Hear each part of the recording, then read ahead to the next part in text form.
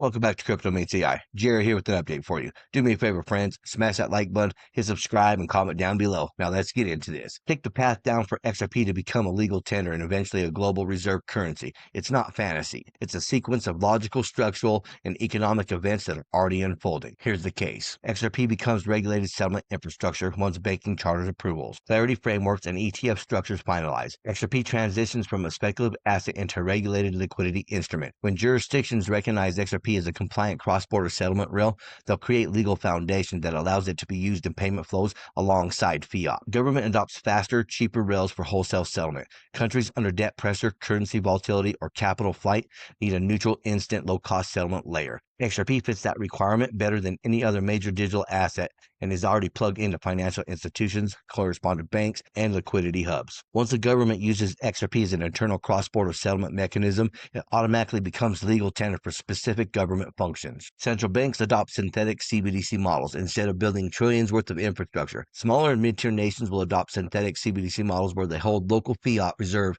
while using XRPL for issuance and settlement. This makes XRP the technical and liquidity backbone of those CBDC flows. The moment central banks settle obligations or interbank payments using XRP, it becomes the de facto legal tender within that system. Commodity exporters begin accepting neutral digital assets. Oil states, mineral exporters, and emerging market blocks will eventually diversify away from single currency dependence to avoid geopolitical capture. They will prefer a neutral settlement asset that cannot be weaponized. XRP is perfectly positioned because it is not controlled by any government. It settles within seconds and its supply is fixed. When even one major exporter accepts settlement via XRP, it creates a global precedent. Ripple's institutional stack becomes global plumbing. Ripple Prime, RLUSD, and on-chain liquidity programs and identity-anchored rails through partners like DNA Protocol create a unified settlement ecosystem. When banks, fintechs, and exchanges and governments use the same core XRPL-based infrastructure, the asset that powers that system becomes systematically important. Systemic importance leads to legal recognition. Legal recognition leads to tender status. Global reserve currency status, the final step. A global reserve currency must be four things. It must be neutral, it must be liquid, it must be trusted, it must be settlement ready. XRP satisfies all four. Instant settlement, decentralized validation, no debt backing, fully transparent ledger. When multilaterals, central banks, and sovereign funds begin holding XRP as a strategic hedge against dollar and yuan fluctuations, it becomes a secondary reserve asset. When enough global trade settles through XRP rails, it evolves into a primary reserve asset because holding it becomes essential to participate in the global settlement system itself. This does not require replacing the dollar. It only requires becoming the settlement layer the world relies on when fiat wars escalate. XRP is not competing to become a new government currency. It's competing to be the neutral infrastructure that all currencies rely on.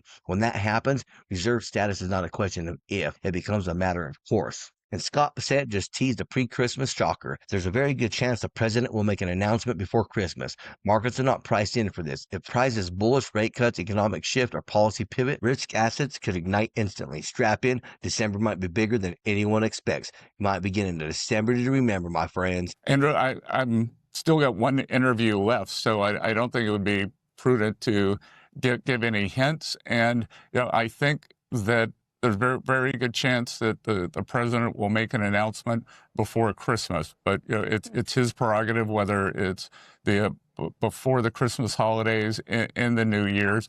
But things are moving along very well. Comment down below. What type of an announcement do you think this is going to be? Do you think it's going to be positive for the U.S., negative for the U.S., positive for the crypto markets, or negative for the crypto markets? Comment down below. Let me know. And don't forget, you must remember that the DTCC's ION project has made it clear that the world's largest clearinghouse will only adopt digital assets if they have sufficient liquidity. The infrastructure is ready. All that's missing is the price. And that's why the ETFs have been launched, to provide some liquidity so that XRP can start to be used. RippleX just confirmed something huge. XRP's next phase is built for institutions, not traders. The rails are being built quietly, but the impact won't be quiet at all. We are entering into the industrial era of XRP. Jazzy Cooper, head of products at RippleX, breaks it down. Ripple's incoming move could spark a major XRP bull run. A big part of that comes down to XRP, the token, and the XRP ledger.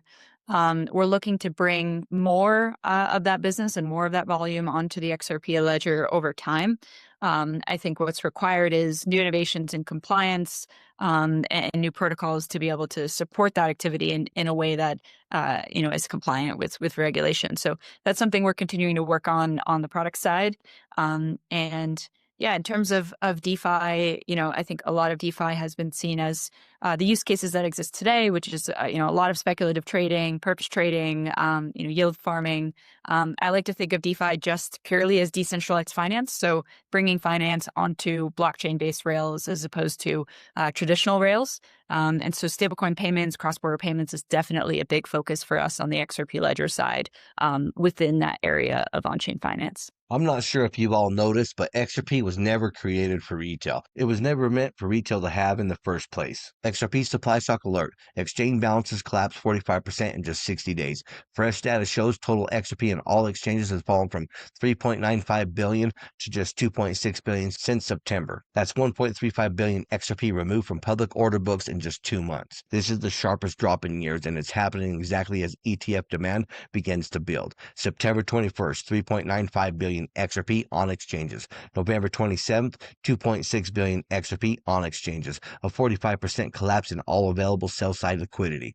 With supply drying up, even normal buying pressure has been moving price faster. Add ETF inflows on top of this, yeah, that's how real supply shock starts. Last up, David Schwartz on smart contracts on the XRP Ledger. We don't need full general purpose smart contracts. We don't need to be the best smart contract platform. Just a little bit of programmability via smart contract. I do think Ripple probably should have prioritized smart contracts at layer 1 sooner.